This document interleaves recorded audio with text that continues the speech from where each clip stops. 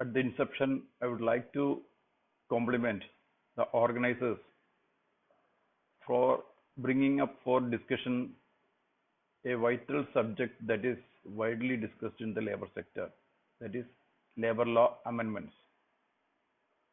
For the last 6 years, the labor law amendment has come to center stage because the government has been trying to codify, consolidate nearly 44 central labor laws into 4 codes. So BMS has been in the consultation throughout. So I'd like to share my experience in such discussions. There are many contentious issues. All these 4 codes are voluminous, so it's not possible to go into details of each and every provision. But I would like to present some of the vital changes and also some of the contentious issues involved. Now, when we look at the labor law history of India, during ancient times we had labor laws. So literatures like Sukranidhi conveys condition of labor laws in those times. During the British period, a slightly labor law benefiting the worker came up in a very meager way, light way, when the British government enacted the Factories Act of 1881. Thereafter, we had the Trade Union Act of 1926. Then came the Trade Disputes Act of 1929. And there were such laws have come into being. But the labor law reforms in the country got a human face during the time of Dr. Ambedkar. Ambedkar was inducted as the labor minister in the Viceroy's Council in 1942. During his tenure, he has initiated most of the basic labor laws in the country. Thereafter, there are some milestones in the changes in labor laws. For example, in 1957, there was an Indian Labour Conference where the parameters of minimum wages were fixed. Thereafter, the Supreme Court widened that parameters in the famous Raptakos-Britt case.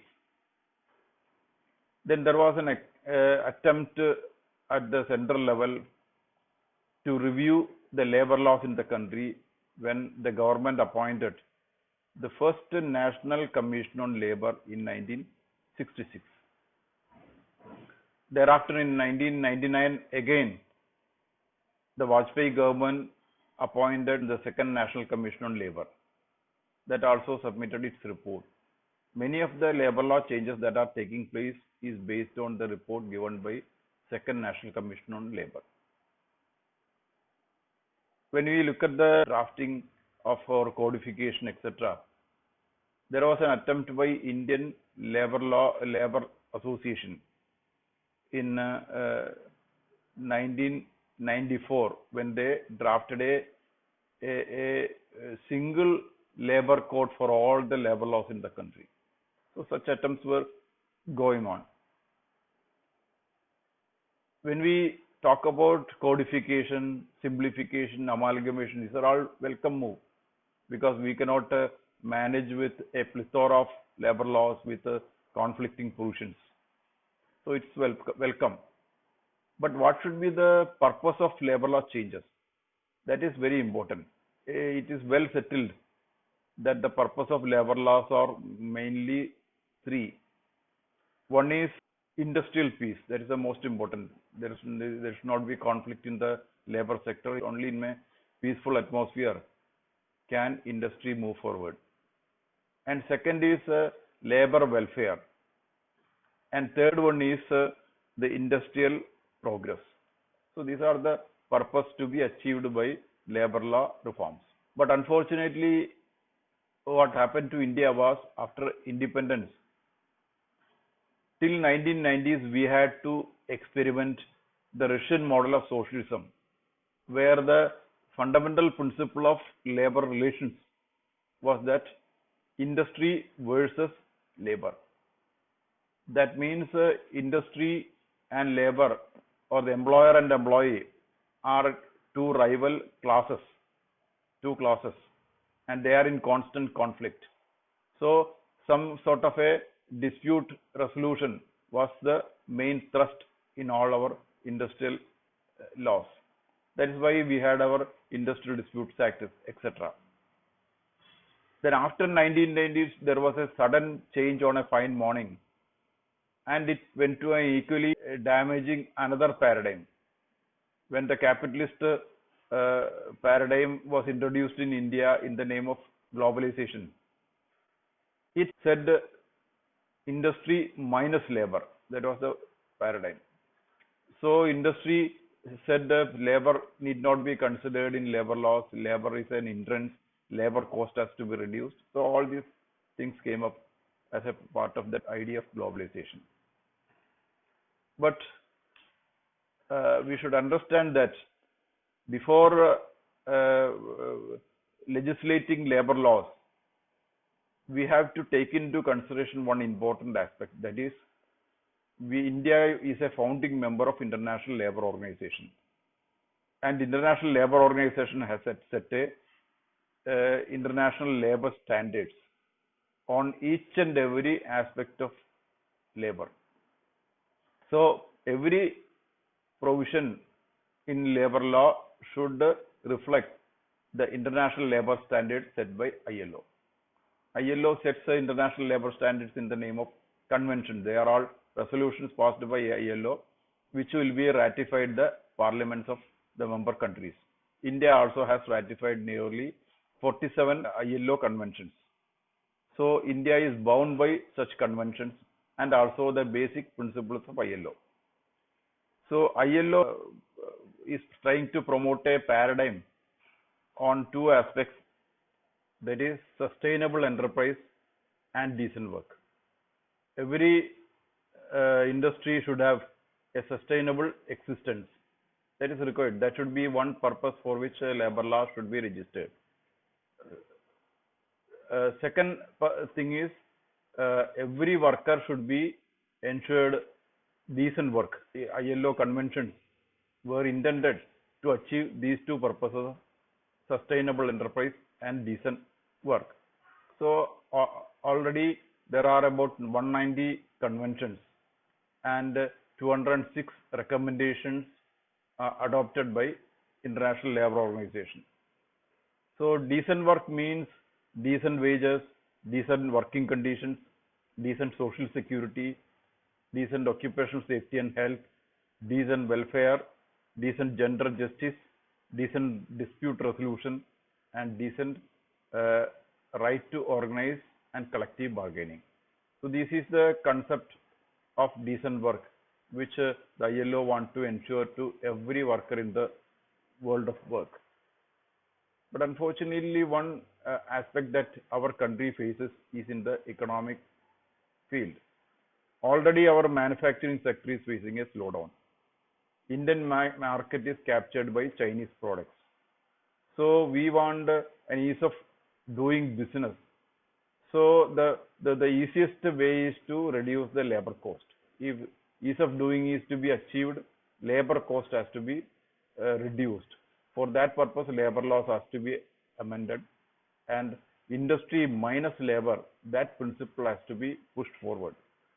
Here, the conflict area starts.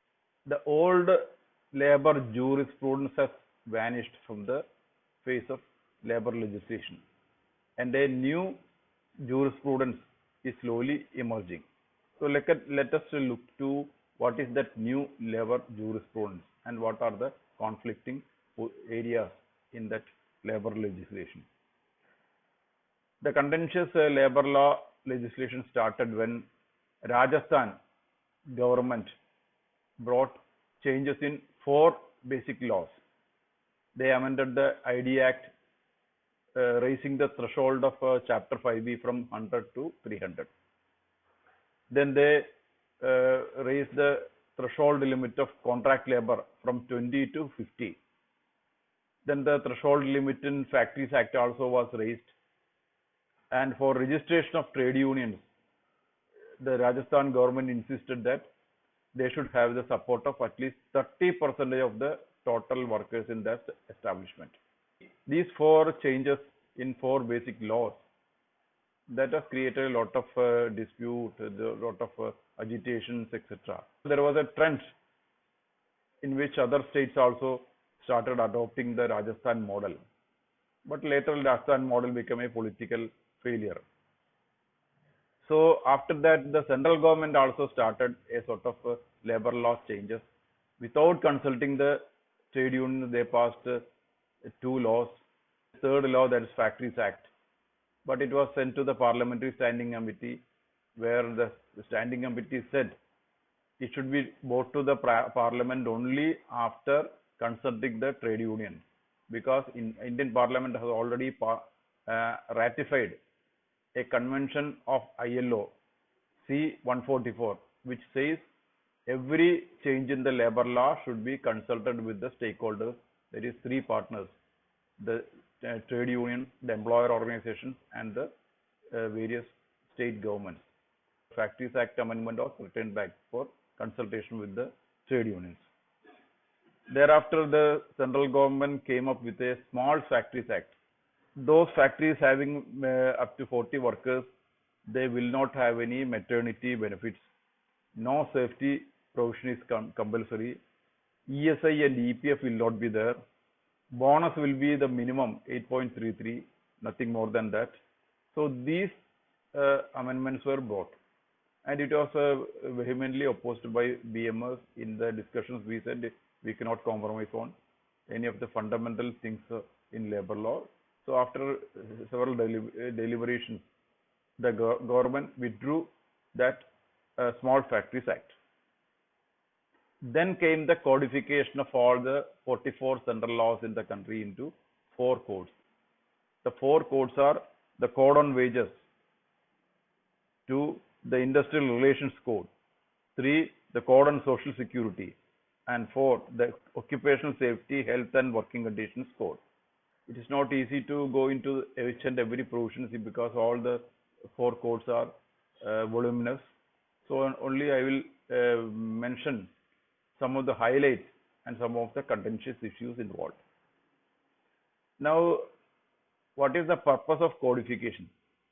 One main purpose that is mentioned by many of the committees is that it should have a universal nature. The provision should be applicable to all the workers, the last worker in the country, the last industrial unit in the country, every activity where there is an employer-employee relationship. So it should be universal. So in Bangalore water supply case also, Justice Krishnaiyer has put forward this idea that labor law should apply to all the last worker in the country. Because of our discussion with the government, our deliberations, the wage code, the code on wages, that achieved this purpose. Out of the 4 codes, the labor code on wages that ensures the last worker in the country the right to minimum wages. This is a historical achievement. So in that sense, wage code is historical. Another historical aspect of wage code is that there is one section 52 which says that if minimum wages is not given to a worker, the worker as an aggrieved party can directly approach the court. This was not there with regard to minimum wages. That is so in that aspect, code on wages can be instrumental in ensuring minimum wages to the last worker in the country, thereby increasing the standard of living of the common man, and that will also have an impact on the economy. That is the one analysis about this code on wages. But unfortunately, occupational safety and social security code, these 2 codes are not universal. It's a poor cut and paste of the existing laws. Even though there are many plus points in those in the code. There are many minus points. In the plus points, we can say that it has in the Social Security code says it covers new forms of employment like gig workers, platform workers, that is the Uber, Ola, then Zomato, Swiggy, that type of workers who have no direct relation with the employer. They are connected to the employer through online electronic media. In the first draft of IR code, agriculture was exempted from the purview of IR code, but BMS strongly wanted that also should be included. Now, in the later code, it is included. Now, there are two categories of workers which is excluded from the purview of all the labor laws. One is apprentices. Both in the definition of employee as well as worker, it includes except apprentice. That is what is mentioned. Similarly, the managerial, supervisory, and administrative cadre workers, employees, they are also not covered by the four codes. So BMS has demanded that apprentice should be covered. This supervisory type of people also should be covered, because apprentices are working near dangerous machines. So if some accident takes place, definitely they should be covered by the law. So they are also human beings. So they should also get the benefit of labor laws. Now, another shortcoming of the occupational safety code and this social security code is that the threshold limit that exists in the labor law, that is retained there. For example, in contract labor, below 20 workers, the Contract Labor Act doesn't cover. Similarly, in OSH code, it applies only to establishments, units which have 10 or more workers. Similarly, in building construction also, 10 or more workers are required for the provisions to be covered. Similarly, in many other provisions also, this threshold limit is retained. So BMS has demanded that threshold limit should be totally removed, and even when one worker is employed, they should get the benefits. One reason for such an argument is that previously those industries which were engaging 100 workers, because of mechanization, artificial intelligence now coming up, those factories can now work with 10 workers. They can produce what they were producing about 50 years ago with 100 workers. They can produce with 10 workers. So the threshold limit actually should have been reduced instead of increasing. Similarly, there are wage ceiling on many benefits, especially in the social security benefits. For example, ESI, there is a wage limit for including in the ESI Act. EPF has such provisions. Bonus law has that provision. Then gratuity also has such provisions. So all the wage ceiling should be removed. Anybody who is an employee, who is a worker, should get the benefit of all the laws. Another long pending demand of trade unions is that social security should be ensured to the last worker in the country. Social security for all. In the first two drafts of social security, this was included. It was a universal code. But there were two shortcomings, that ESI and EAPF, which are running well in the country, they were being included in the honor sector social security scheme without any government contribution. That means all these contributions that the worker in the organized sector are given, that will be diverted to the unorganized sector. This is called cross subsidy. The organized sector people subsidizing the unorganized sector. This should not be there. Organized sector, they are paying for their own benefits, and for the unorganized sector, government has to subsidize. At the time of retirement, etc., there will not be any paisa left in the EPF type of funds. So we said ESI, EPF, building construction, and some of the welfare schemes which are running well, they should not be at this point of time mixed in the with the another sector welfare fund. At a later stage, when the another sector also is raised to that level, they can be mixed up. But this debate went on for a long period, and thereafter, in the third and fourth and the latest draft, universal nature of that code has been removed. Now it is only a cut and paste of all the existing uh, social security laws.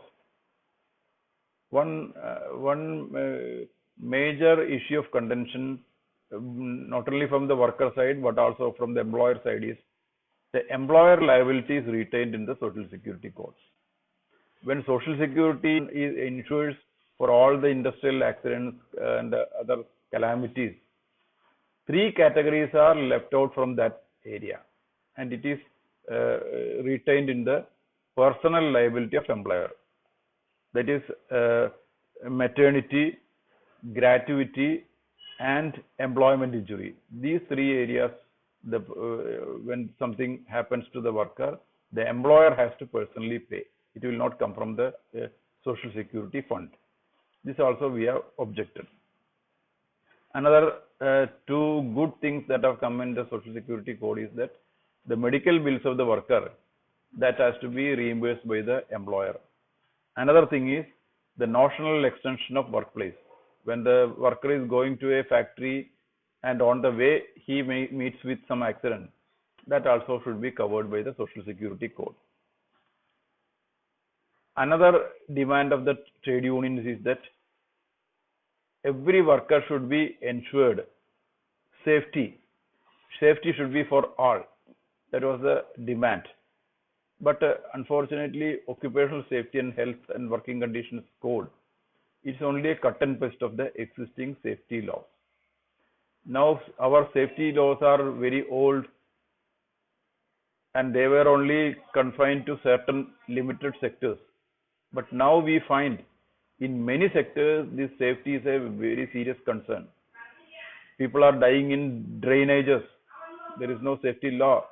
They are dying in illegal mines. Even the Visakhapatnam tragedy, building construction area, it's also unsafe workplace. So all these areas should be covered. So every sector has safety issue. Motor transport, there is safety issue. So there should be a comprehensive law covering all the sectors where people are working. So safety for all should be ensured, but unfortunately that did not take place. Now the occupational safety and health code is only a cut and paste of the existing safety laws. Similarly, the scheduling system, that is also to be removed. Hazardous processes, it doesn't apply to all hazardous industries. Only those industries listed in the schedule, they will be considered as hazardous.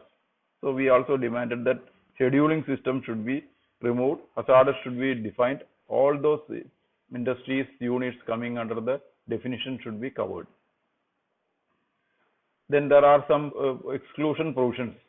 For example, what I said about schedule, but in some codes there was attempt to remove that schedule. One good thing is that the code on wages, it has removed all the schedule system. At present, minimum wages will be ensured only to those industries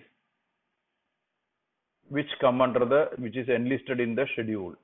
Now that has been removed. All the schedules are removed, and all the workers, the last worker in the country will come under certain scientific pattern of minimum wages, but it exists in the other codes. Another thing is that the government is still given arbitrary powers to exempt any industry from the purview of labor laws, any unit from the purview of labor laws, or any provisions of the labor laws. This also we have opposed. We should not create lawless areas in labor laws. In certain areas there is no labor law applicable. That is not a good thing. Another important aspect is which is done in most of the economic areas is formalization of industrial units and formalization of workers. So after coming GST, most of the units in the country, industrial units, economic units are now formalized. They are all registered. But in the for the purpose of labor laws, every unit need to be registered. So the Social Security law says every unit, even if the Social Security code doesn't apply, they should be registered. That's a good thing. But occupational safety and health doesn't say that. They say only those units which have more than 10 workers, they should be registered. So in addition, BMS also is demanding that every worker should be registered. Every worker should come into the statistics. They should become visible. When we were discussing about the pathetic condition of migrant labor, one aspect that came up was that the government doesn't have a statistics about how many workers are migrating from one state to another, how many migrant workers are working in the receiving state. There is no statistics. So every worker should be registered. Now he can be registered electronically. He should be given a portable card because migrant workers are migrating from one place to another. So there should be a portable card which can be used for social security and other purposes. And every worker should be given written job letter. That also has been accepted. These things are accepted in the courts. But one more demand: everybody should be given salary slips. That is not included in the labor codes. That also is very much required. Another contentious issue in the labor codes is the right to legal remedy is limited. For example, when the entire civil law in the country says you can execute a award, a judgment, a decree within 12 years, the labor code says, the industrial relations code says the execution should be done within 1 year. Actually, the awards are passed after a long battle, a long years of legal struggle. But after that, if he doesn't execute it within 1 year, that will lapse. So that provision we have opposed. Another thing is domestic inquiry is very vital in labor law. So when a domestic inquiry is conducted and it is challenged in the labor industrial tribunal, then this IR code says no fresh evidence shall be taken. Whatever is evidence is taken in the domestic inquiry, that cannot be challenged. That should be taken. No more evidence should be taken in the industrial tribunal. Industrial tribunal should only act as an appellate court. This we have opposed. Another thing is regarding standing order also, no oral evidence can be taken by the approving authority. Similarly, if after a long battle, in the legal battle, awards are passed, the government is given arbitrary power to cancel that awards. That also we have opposed. Then the complaint under industrial relations code can be filed only by government officers. It cannot be filed by aggrieved parties. Except in labor code on wages, this is the position. In all the other laws in the country, the aggrieved parties can complain to the authority. In all the penal laws, aggrieved party can approach the magistrate court. The same power should be given to the aggrieved party for complaining for prosecution. And also this complaint also has to be filed within 3 months. After 3 months, no criminal complaint can be filed under the labor code. This also we are opposing. Similarly, for compensation, in the first draft of IR code, it was 45 days. But now that has been changed and it is 15 days compensation has been retained. Another thing is termination, etc. The termination otherwise, that word has been dropped. So an oral termination, that cannot be challenged right now. So we have asked to include termination otherwise also in the provisions. There are some good legal aspects coming in the labor codes. One is now we have a dichotomy in the court judicial system. There are labor courts, there are industrial tribunals. Now these two are clubbed together in the new IR code, and now there is only industrial tribunal will be there. All the labor disputes will come for trial or for this thing in the industrial tribunal. That's a good thing. Then uh, at present awards when passed, they have to be published in the Gazette. That system is now removed, and awards will be directly given to the party like in civil and other courts. Similarly, report of the conciliation officer. Now what happens when the conciliation fails or succeeds? It will go to the government only. The party doesn't know what is in the report. Now the conciliation report will be directly given to the party.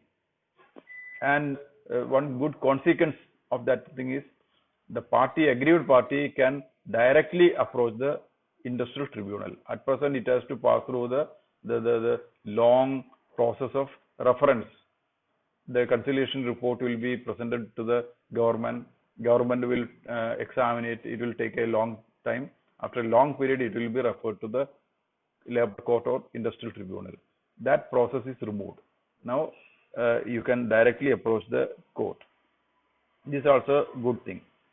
Similarly, execution. You can execute an award like a civil court with all remedies available in the civil court. Another demand we have raised was the labor court or the industrial tribunal in the new labor courts. They should have the power to give interim relief. That was discussed several times, and finally that has been included in discharge dismissal cases only. We have demanded that that should be extended to all disputes coming in the labor industrial tribunal. Now the powers of the conciliation officer also has been changed.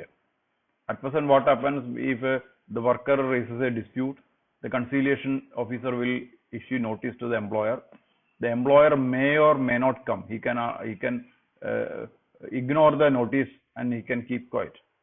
But in the labor code, the conciliation officer can enforce the attendance of parties. So parties cannot now say that I cannot come for conciliation.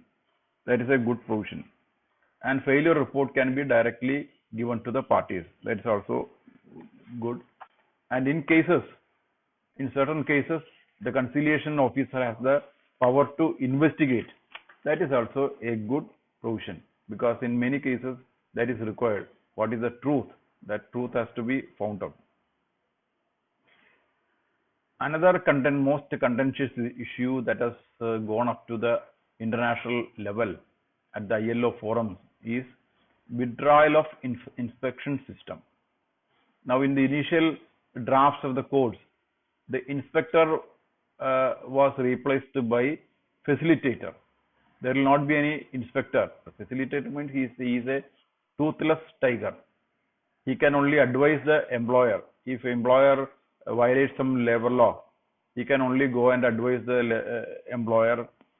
And even if there are little inspection rights are there, that should be web enabled inspection. Previous notice has to be given to before inspection. Then prior permission has to be taken from higher ups. That is all required. But that matter went as a complaint to the ILO. ILO also directed that India has ratified a major convention on inspection, C81. So India cannot violate that convention. It cannot legislate something against that convention. So inspection system has to be reinstated. Now at present what has happened is all the labor codes, 4 labor codes says inspector cum facilitator. That is the word used. So both ILO convention also has been complied with. At the same time, this advisory nature of inspectors, that also has been retained. Another thing is instead of inspection, the employer organization said that it should be replaced by self-certification. Self-certification means every employer gives a certificate that in my unit everything is perfectly done. and we are complying with all the labor laws. If that certificate is there, no more inspection is required. Only when there is some complaint, inspection has to be done. The majority of the units in the country are non-unionized. Nearly 93% of the workers, they are unorganized. So in small units also, this assistance of labor inspector is required. But the complaint is there is a inspector raj. It increases corruption, etc. Okay, if there is corruption, it has to be addressed in a different way. Anyway, the inspection system can be the best way replaced if the power of inspector is given to the worker and trade union. That system is prevailing in many developed countries. So BMS also has demanded before the government this aspect, and we raised this issue in the discussions. And finally, in the labor code on wages that has been approved, so the powers of the inspector to prosecute the employer, that has been now given to the aggrieved worker and also to the trade union. Another aspect in the inspection system is there is a law called Interstate Migrant Workers Act of 1979.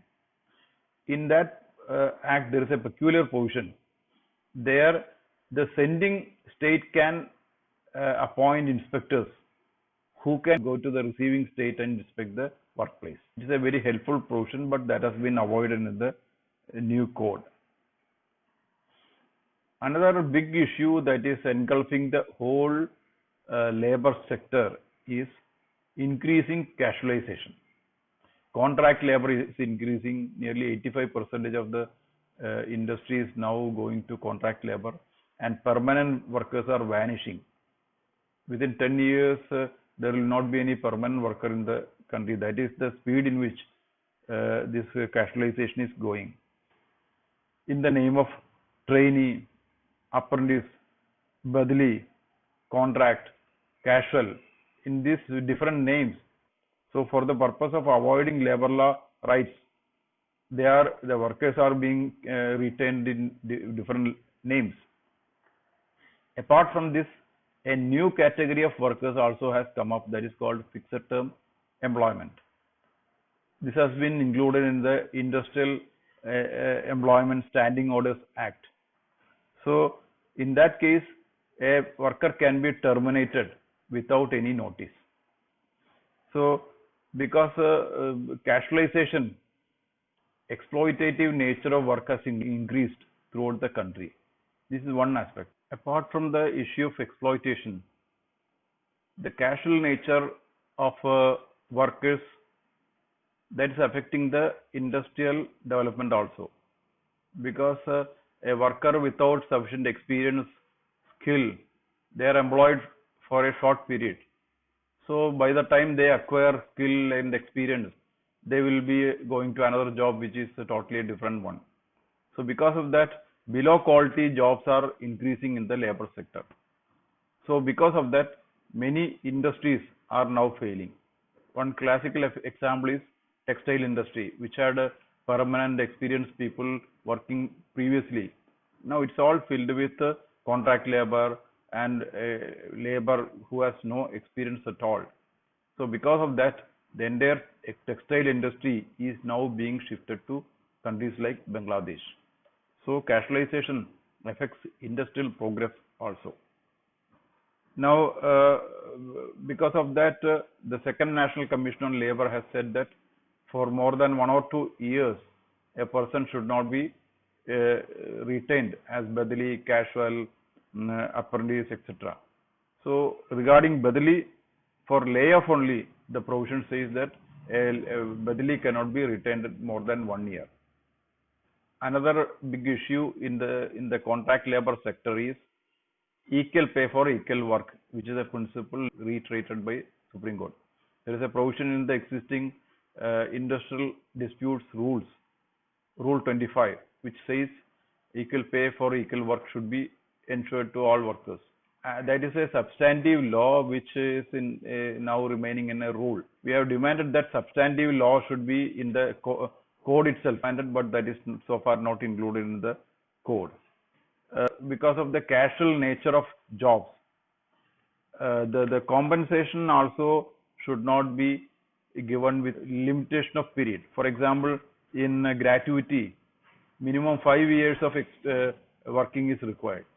Because of the entire job nature is changing to casual, limit of 5 years, that should be removed. Even for 1 year, you should be able to pay gratuity that we have demanded. Then another thing is the muster roll insists that it should be only the permanent worker should be in the muster roll.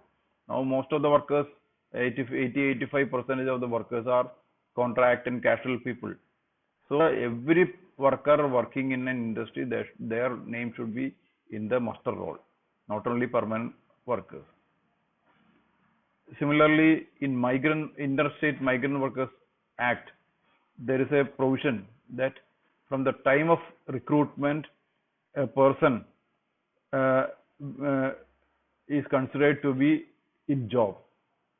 That provision is not retained in the new Occupational Safety and Health and Working Conditions Code. Similarly, the liability of principal employer to pay, that has been included in payment of wages and social security. If the contractor doesn't pay wages, doesn't pay social security, then the principal employer has to pay it, and it has to be recovered from the contractor. That provision is there. But regarding migrant workers, the displacement allowance in their law, that is not retained in the new code. Now coming to the tripartite culture in the country, it is very important that social dialogue should take place. The Prime Minister himself, when he came for the second time, Narendra Modi said there should be a spirit of synergy in every field. It is very important in the labor sector. Every issue related to labor should be discussed in a tripartite forum. So a tripartite mechanism is established throughout the world by the efforts of International Labour Organization, ILO, and in our ID Act also that is there. But sometimes in the labor code, this tripartite spirit is missing. In some areas, it has been widened. So that is also very much very important. And when you look at the success of tripartite mechanism, ESI and EPF, they are two of the largest social security schemes in the whole world. They are running successfully. Even though on minor things we have some differences, still they are most successful social security schemes in the world, because it is managed by tripartite body where there is adequate representation of trade unions. So each and every issue at the lower level will be immediately conveyed to at the board meetings. So they could improve every time. Improvement can be made, and that's why it is working well. But there is a trend in the later legislation. In the recent legislation, there is a trend that these tripartite boards are replaced by advisory boards. The building and other construction workers, that's a typical example. It is only an advisory board. Advisory board cannot be treated as a tripartite body because it is a toothless board. The tripartite body means it should have the power to administer. At the lower level, they have made some bipartite safety committees. That's a good thing. Another important thing, a new development, a new step in IR code is there is a entire chapter is devoted for bipartisan. For an healthy industrial culture, the employer and employee should frequently sit together and sort out their issues without the interference of a third agency. So at the unit level, at the floor level, there should be some bipartite mechanism. So the new code envisages for large industries work committee, which is in the ID Act, and for small establishment having more than 20 workers, there will be a grievance redressal committee where employer and employee representatives will be there. So whenever a small issue emerges, Immediately the committee will sit and sort it out. That's a good thing. Only if the bipartite mechanism fails, then only the tripartisan, there is a government intervention, the labor department will intervene. So this is a good system. This was a proposal by Bharatiya Mazdoor Sangh because BMS believes in industrial family, Udyog Parivar. Because of that, we want always a congenial atmosphere, a culture of family, a family-like atmosphere in every unit. For that purpose, this bipartite mechanism will be very much helpful. If it fails, of course, the tripartite mechanism can step into. Another issue now coming up in the not only in labor laws, many of the legislation is that the laws are drafted by not legal experts but by the bureaucrats. So it contains a bureaucratic bias also. So many of the tripartite bodies in that the seats of tripartite constituents are now being replaced by bureaucrats, technocrats, some people in the name of advisors. So the representation of trade unions will be reduced, and in that place, these bureaucrats will be sitting. This we have strongly opposed. The powers either to exercise by the parliament that is delegated to the bureaucrats. Many of the courts provisions in the courts, they say instead of bringing an amendment at the parliament level, those amendment changes can be brought about by executive orders that those bureaucrats sitting in the government, they can, by a notification, they can change the law. That is also an aggression into the powers of the parliament. Now, another important aspect that has come up in the codification process is the powers of trade unions are tried to be restricted. It started with in the EPF board, there was an amendment that was brought to reduce the number of trade union representatives from 10 to 5. Similarly, in the courts, there were attempts to have single union. The concept of sole bargaining agent was brought. These are all against democratic principles. In a democracy, definitely multiplicity of parties is required. So even in a industrial area also, there is nothing wrong to have more than one trade unions.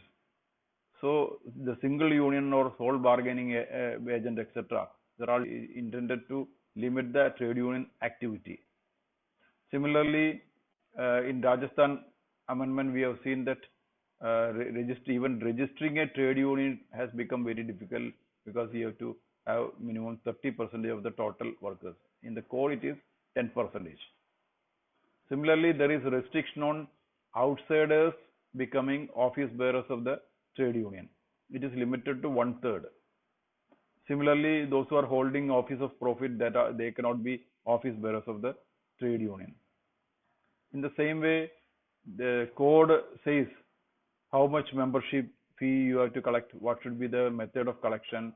All this has been prescribed. It is all none of the business of the government to see. It is an internal aspect of trade unions.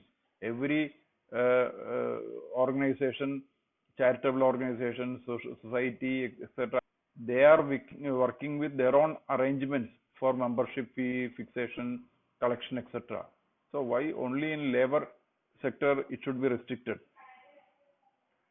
Another thing is if a worker refuses to obey the strike call given by the trade union, no action can be taken against him. This is also intended to create split in the trade unions. So he can, even if any action is taken, he can claim compensation from the trade union. That is a provision in the new act. Then there was a proposal to have one trade union leader cannot have the office bearership of more than 10 unions. But later, because of objection from us, it was withdrawn. Similarly, there was a provision which was demanded by all the trade unions together that there should be a deemed registration. Now, the many places the government department refuses to register trade unions, it is being prolonged. They will not give that your registration application is rejected. They will not. They will keep it as such. So we have demanded that after 45 days, the registration, if not rejected, it should be deemed as registered. So that provision was there, but later in the latest draft, it is also seen dropped. Another new thing that has come up in the IR code is there is a procedure for recognition of trade unions. That is not there in any of the existing laws. So at the central level and state level, there will be a procedure, there will be a verification process by which trade unions are recognized. There is another attempt to restrict the power of strike. Strike is the strongest weapon in the hands of trade union, but that is being restricted. Now, if you want to conduct a strike before 14 days, you have to give notice. Only 14 days after giving notice, you can go for strike. So by the time the employer will go to the conciliation officer, a dispute will be raised. Once the dispute is raised and conciliation procedure starts, then strike is prohibited. That means virtually no more strike will happen in the country. So this provision is also very strongly opposed by all the trade unions. Similarly, there is another provision in the code on wages, which is already there in the previous wage laws.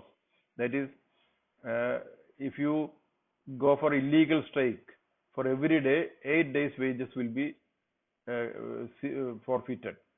That also is retained in the new code. There was an attempt to bring strike ballot. That is, before conducting a strike, at least 51% of the workers of the industry, they should support it. There should be a strike ballot. Then only strike can be conducted. But after our objections, that provision was withdrawn. Now let us look into the social security provisions. What are the changes? What are the contentious issues, etc. In social security, the EPF contribution by the employer has been reduced from 12% to 10%. So that means at the end of his retirement, the total amount that the total savings of a worker, that will get reduced. Another thing is maternity benefit is only confined to a limited areas. The maternity benefit is a requirement of the mainly in the informal sector. People working in the rural areas, in villages, they should have maternity benefit, but that is not included. Similarly, Building Construction Act is there. Regarding that, the Supreme Court has given some directions. Those directions are not included in the code. Supreme Court said there should be uniformity in benefits. Building and other construction welfare funds are in the domain of the state governments. Many state governments have different provisions. So there should be a uniformity the Supreme Court has directed. Similarly, there should be portability of your membership. It's mostly building construction workers are migrant workers. So in one season they will be in one state, in another season they will go to another state. So their social security benefits, other benefits should be portable. So portability is to be there. Then implementation, when the benefits are to be given, that disbursement of benefits, that is not properly in any of the states. So there should be a better disbursement. There is also direction by the Supreme Court. There is no express provisions for complying these aspects. Then there is a trend of shifting social security and other social benefits to the state governments. Central governments will not have that liability. That trend was there. In the labor laws also, in the codification process also, that came up. The recent laws like building and other construction workers law, that gives more thrust to state government. It's all implementation, everything is at the state government level. But in ESI, we have seen that state governments conducting ESI hospitals, that is not up to the mark in any of the state.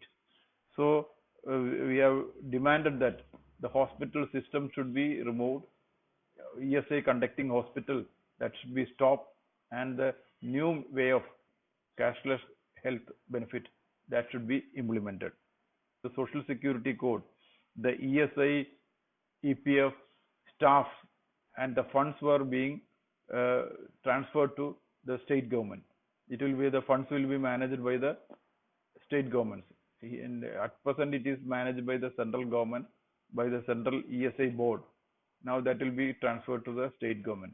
This was in the first two drafts, but BMS opposed it, and now that is being retained in at the central sphere itself. Similarly, minimum wage fixation was totally given to the state government. Now nearly 45 sectors, it is the central government which is fixing minimum wages. So both central government as well as state governments are fixing minimum wages. That should be retained as such, because many state governments are fixing minimum wages in a low level. That should not happen. Another aspect is, because there is wide difference in minimum wages in different states, migration of workers take place. So to remove it and bringing all the states on par with each other, the best way is to have a national minimum wage system. That was the demand by BMS. It will be a little difficulty will be in the initial stages, but later on there will be an integration of all the states into that national minimum wage system. So for that, for compelling that thing, a national minimum wage system is required. But we discussed it in several consultations, and in the initial stage, the cordon wages that contained that provision, but later it was converted into national floor level wages. It is a different system. It is something less than the minimum wages fixed by the state government. Only thing is that no state government can fix wages less than that national floor level minimum wages. That has been included in the statute. Now ESI, there are 2-3 good changes brought about in the new Social Security Code. One is section 42. There says, suppose the employer failed to enroll a worker into the ESI scheme, but he is eligible. Suppose he is not registered. Suppose his contribution is not paid by the employer. Still, if he is eligible, he is entitled for the ESI benefits, and ESI can reimburse the expenses met from the employer. So that makes every eligible worker should be enrolled in the ESI Act. So this is a good provision. This is going to be a revolutionary thing, because even though ESI Act is implemented, nearly more than 50% of the eligible people are not today enrolled in ESI Act. So that difficulty will be removed. Now a limit for ESI coverage. If an establishment is having less than 10 workers, they will not be covered by ESI Act. But there are 2 exceptions to given in the code for that purpose also. By voluntary opting, you can even units having less than 10 people, they can voluntarily opt in the ESI Act. Second thing is, in hazardous occupation also, without going into the number of workers, the government can extend ESI Act. These are the 2 exemptions included newly in the code. Similarly, EPF, EPS, EDLI schemes, etc. They are all applicable only if there are minimum 20 workers. Even if there are 20 workers, then also only those units which are included in the schedule. Now the schedule has been removed. So EPF, EPS and EDLE is applicable to every establishment where there are more than 20 workers. Regarding gratuity, because of casualization, we have demanded that gratuity should be reduced from 5 years to 1 year. Everybody having 1 year experience should be given gratuity. Only in fixed term employment, the code says gratuity will be payable to every worker having more than 1 year experience. Similarly, in the first two drafts, there was a gratuity fund, a compulsory fund created by the employer. So, at the time of retirement, if the employer say, I don't have money to pay you gratuity, so that number of such cases are increasing every day. That can be avoided if there is already a fund where the employer is regularly contributing. That was there in the first two drafts. The present draft, that is not there. When coming to the wage issue, the definition of wage in the code on wages in many other codes that excludes a long list of allowances that is opposed by the trade unions. Then regarding payment of wage arrears, the last drawn wage, that concept has to change because after a long period of litigation, after 15 years, if the final verdict comes, then last drawn wage means it will be about a wage level of 15 years before. So the existing wage level of the same job at that at the final stage, that should be the criteria for calculating the wage arrears. That is the demand that is not met. Then one good thing is payment hereafter will be done only through banks. There will not be direct payment. That system will be removed.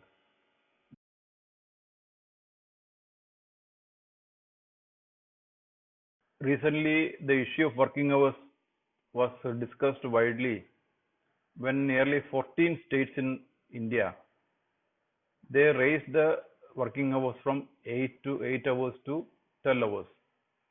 In one state it was 11 hours, another state is 10 hours.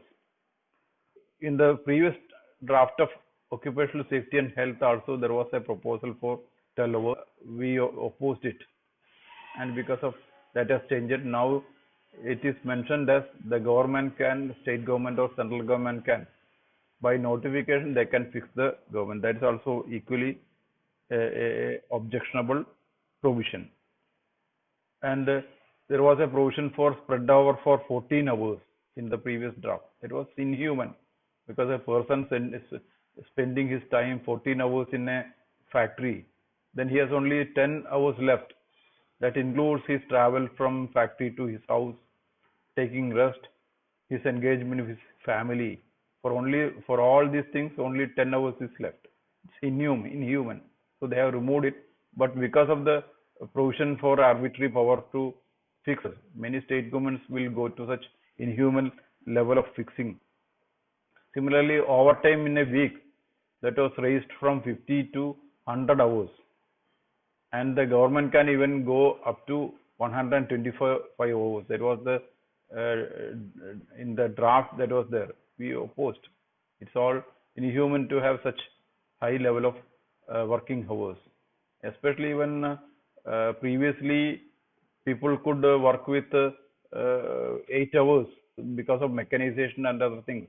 That productivity can be done with 3 hours or 4 hours because of machines. In countries like Japan, when there was large unemployment, they reduced the working hours from 8 to 6 because more hands will be getting jobs. For that purpose, they have reduced even working hours. So, increasing working hours, that will impact the employment generation also. Similarly, in the Apprentice Act, there is a provision whereby the employer can arbitrarily fix the working hour of a apprentice. This is also not something good. So one more demand BMS has raised, that is flexi time. The concept of flexi time has to be introduced in the OSH code, but that is not so accepted. The worker should have the choice of fixing his working time. That will be more productive. That will increase the productivity because according to his mood he can work. In many establishments in the IT sector, etc., it is already started. When you are working from home, then also you can have your own choice of working hours. So flexing time also has to be introduced. That is good for the industry. Another provision in the OSH code was night shift to women workers. In many places, factories are located in remote places, so where women cannot travel at night. Even daytime, their security is affected.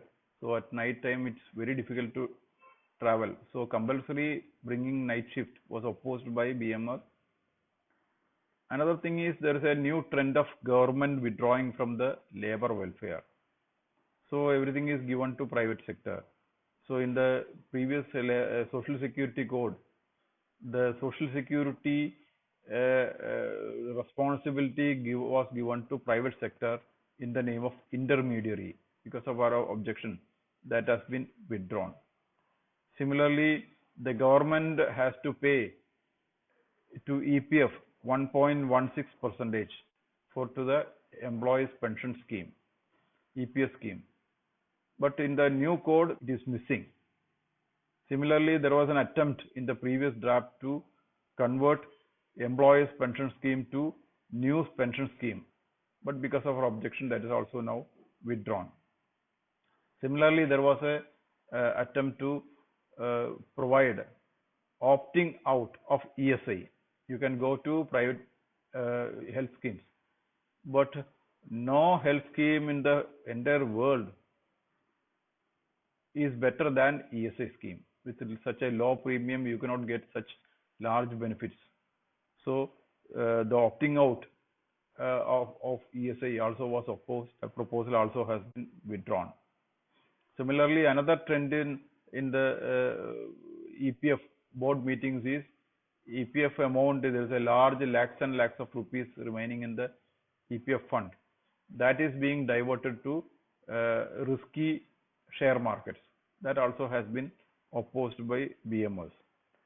Similarly, in many welfare schemes, the revenue is generated through cess collection, and many cess based welfare schemes, cess system is withdrawn after the advent of GST.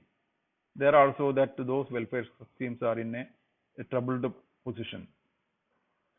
And regarding social security, if you want to give social security to the last worker in the country, social security for all, then India has to, our government has to provide at least 10% of its budget allocation to the social security fund.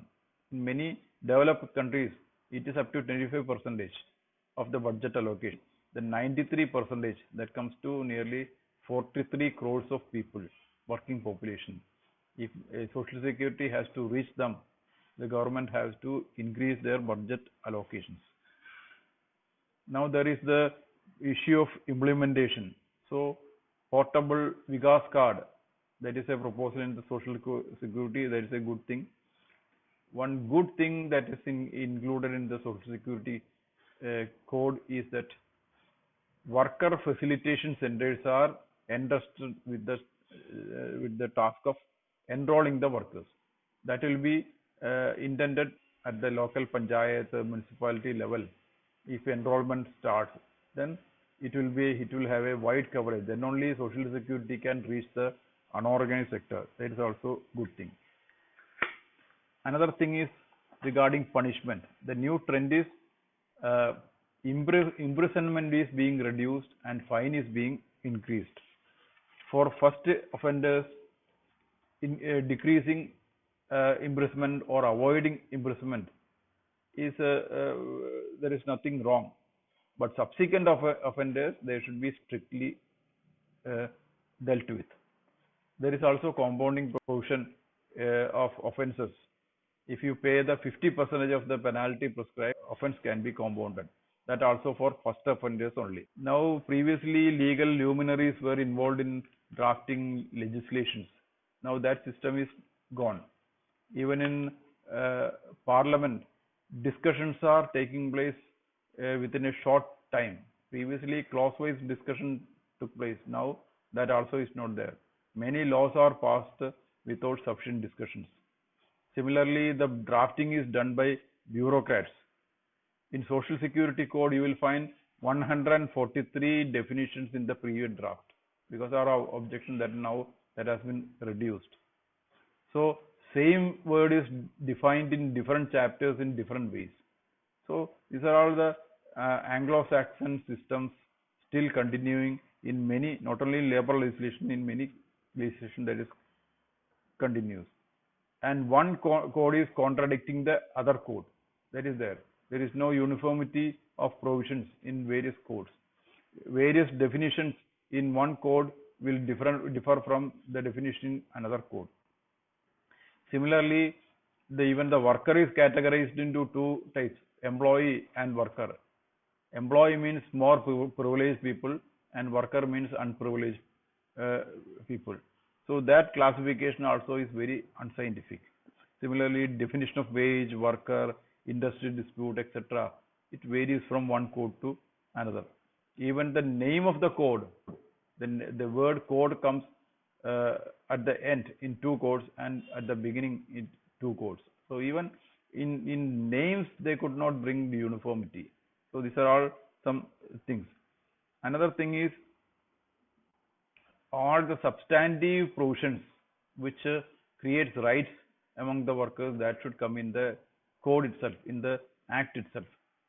But unfortunately, in the most important substantive right giving to contract labor, equal pay for equal work, that is in the rule, industrial disputes rules, rule 25.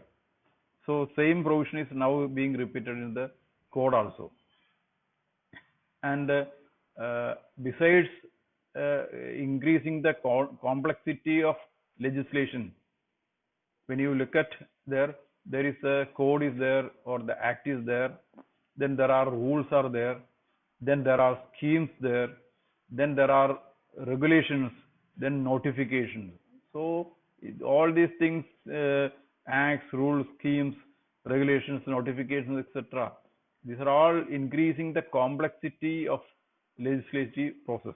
So all these should be reduced, and we should have a simplified and codified system of legislation that is not achieved by the codification processes. Even there is wrong quoting of provisions in the code.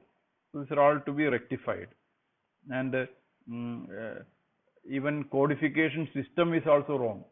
In the occupational safety and working condition code, two entirely different things are clubbed together.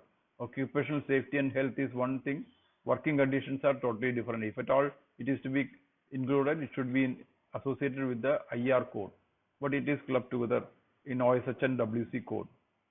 Similarly, welfare was a part of social security code in previously. Now welfare is dropped from the social security code.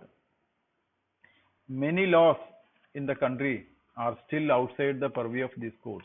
For example, shops and commercial establishments, then Explosives Act is there, Electricity Act is there, then law relating to apprentices.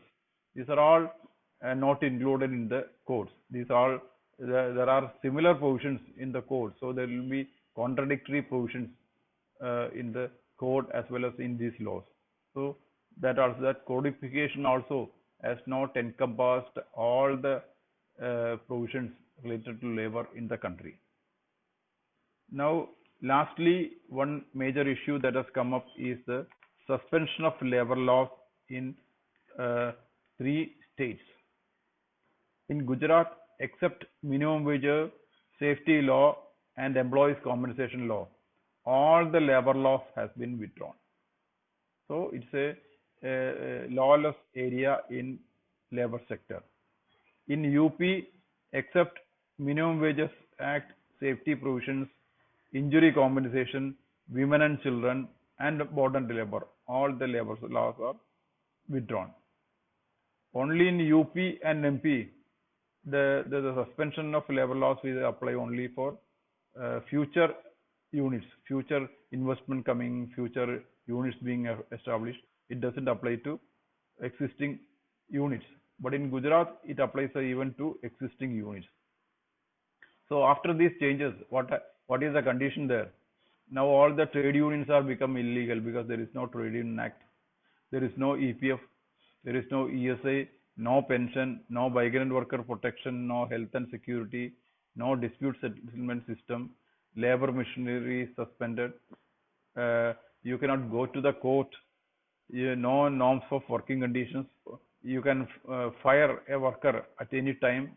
There is no limit for working hours, no weekly holidays, no leave, no bonus or gratuity, no protection for contract labor, no protection to journalists, and not protection to migrant workers also. So this is the tragic condition of these three states.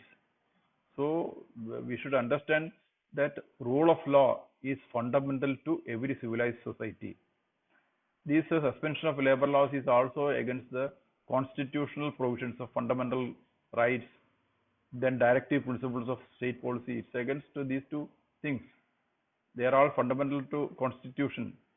Then it is also violating nearly 47 ILO conventions that has been ratified by Indian Parliament. So no labor law can be against these ratified conventions. That is the position. So it is also violating that thing.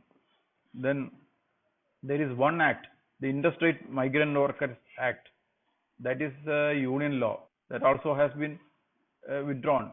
So many of the labor provisions which is in the union domain, that are also being withdrawn. How can it sustain in a constitutional legal scrutiny? So what BMS has demanded is there should be bureaucratic reforms, because this process of license, registration, returns, etc. has to be simplified. Within 24 hours, you should be able to register a company. That is not possible today because of bureaucratic hurdles and red tapeism. We require bureaucratic reforms to attract investment and to create new industries. So that way we have to think, instead of curtailing the labor rights. Labor rights are human rights. That is the principle now recognized worldwide. So in this way, a new thinking is required in the labor sector. I hope some of the highlights which I have mentioned will instigate your thoughts to think differently and let new normals appear in the labor sector. With these words, I conclude. Thank you.